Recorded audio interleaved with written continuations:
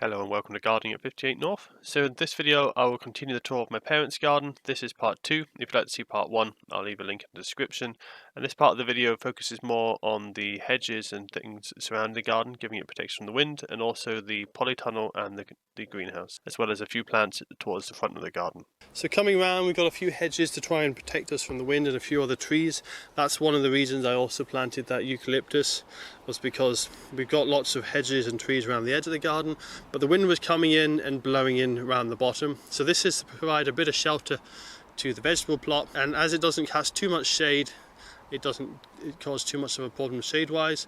Also, where we are in Scotland, we're so far north, the sun stays quite low and it comes right round as well. So the sun rises in the northeast in the winter and it sets in the northwest.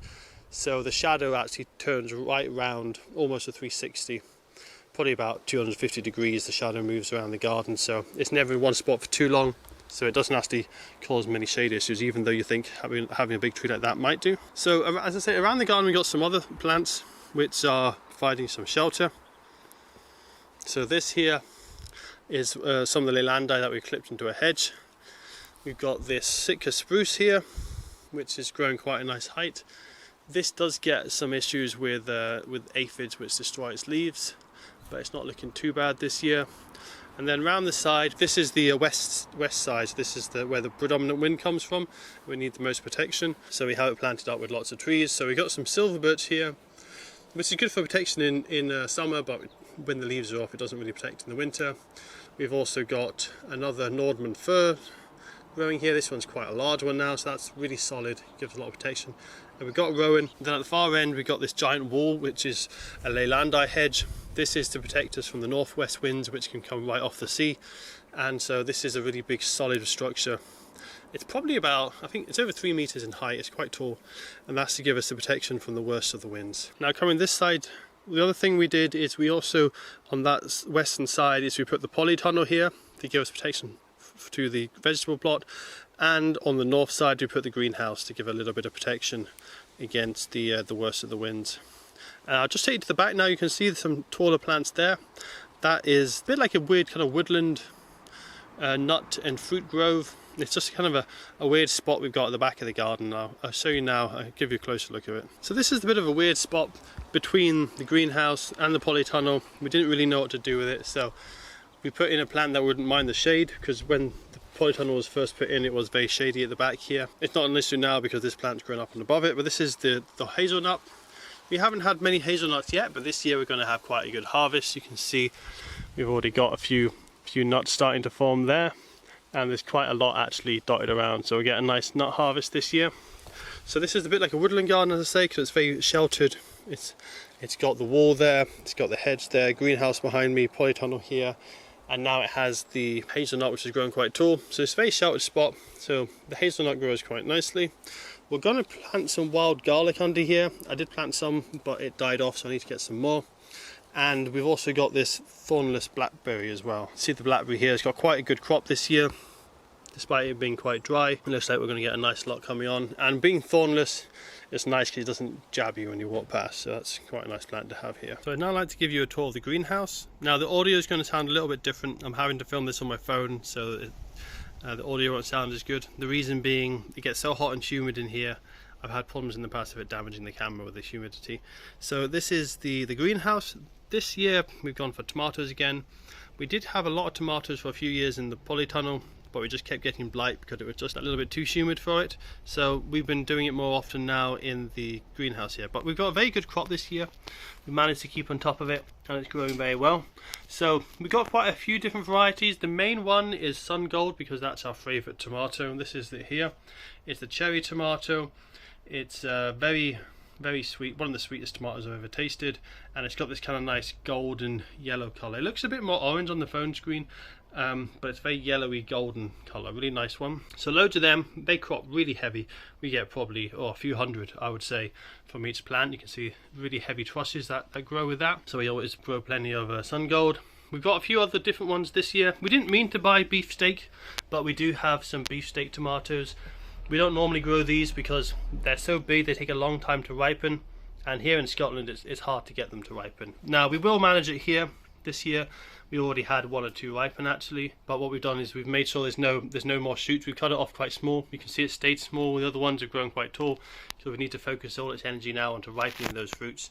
Otherwise you just end up with lots of green tomatoes. So looking over here, we also have some salad tomatoes.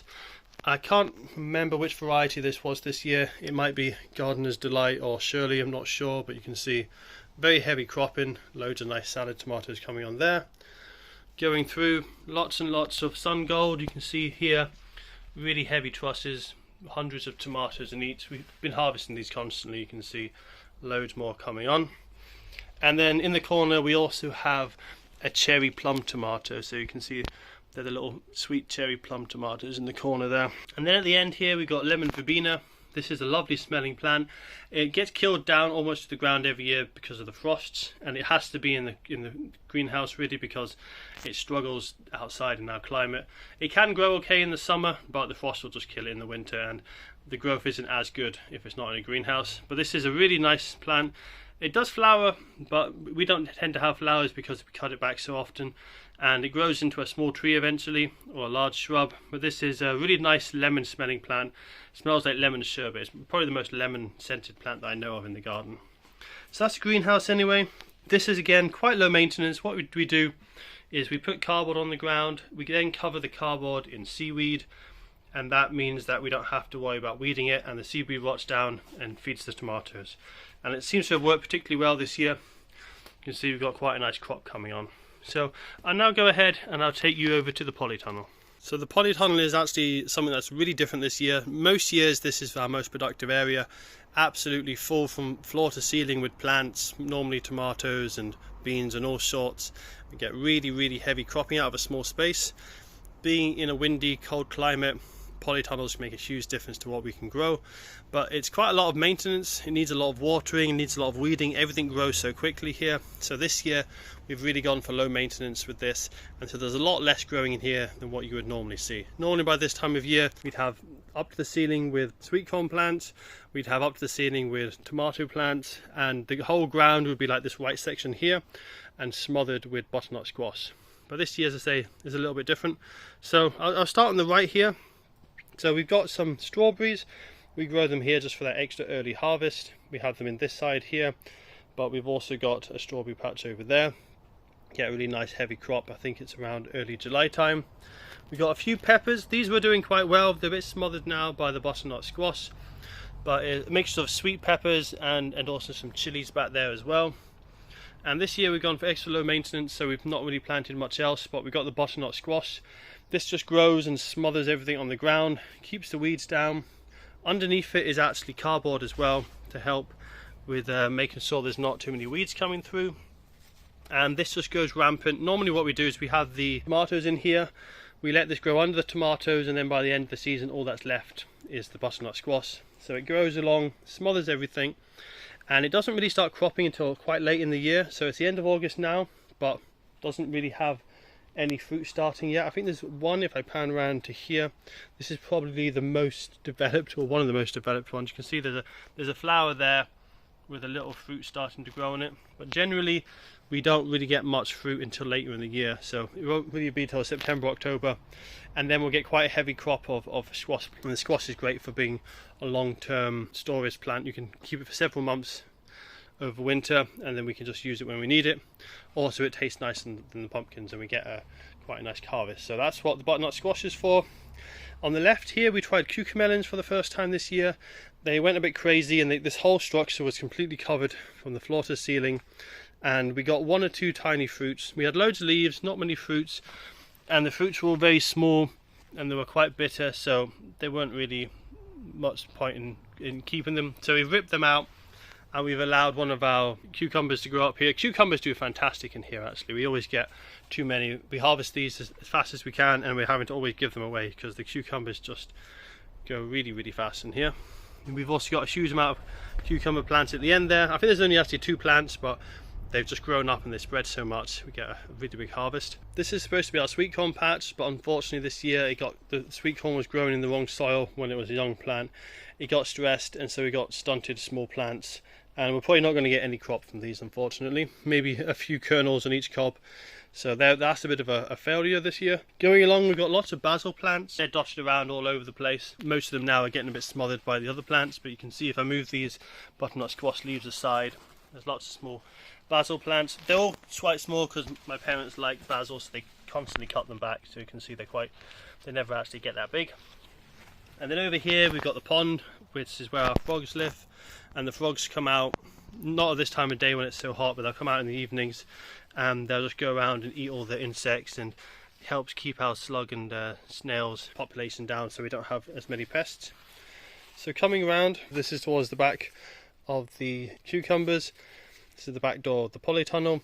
This area doesn't do as well because the Leylandi hedge is just the other side, and that tends to suck all the water and nutrients out of the soil. So this patch is always quite dry. In fact, this butternut squash plant is the same variety planted at the same time as the one on the other side, but you can see how small and stunted it is. So we really need to get some more water in here and feed to get that boosted. And then we've also got some French climbing beans. This variety is Cobra. This gives us really heavy crops of beans. I think my parents have been harvesting a lot, so there's not many to see at the moment, but that's always a good cropper. We've got another one at the far end over there as well, growing up. And then coming down here, this was supposed to be covered in butternut squash, but as I say, this plant's a bit weak, so it hasn't grown much. And then we just got a few more basil plants as well. So that's mostly it for the polytunnel. Not a lot this year. As I say, some areas we haven't even planted up at all. Other areas it's just one or two crops growing. So it's a bit quiet here in the polytunnel. Any other thing to note is I've got this Xanthodesia Hercules here. This is going to be an absolute giant by the looks of things. I just planted it here because I want to get it sized up quickly.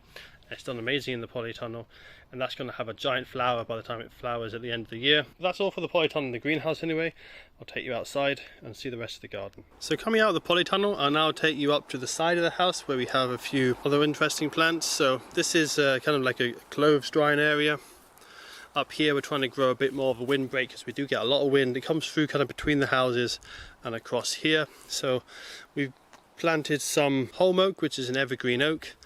It does actually quite well here, even though it's a Mediterranean plant. We actually grew it when we were in the Highlands 10-15 years ago, and it actually survives even down to -20. So despite it being a Mediterranean plant that likes hot weather, it can grow surprisingly well in Scotland, although it does grow a little bit slowly.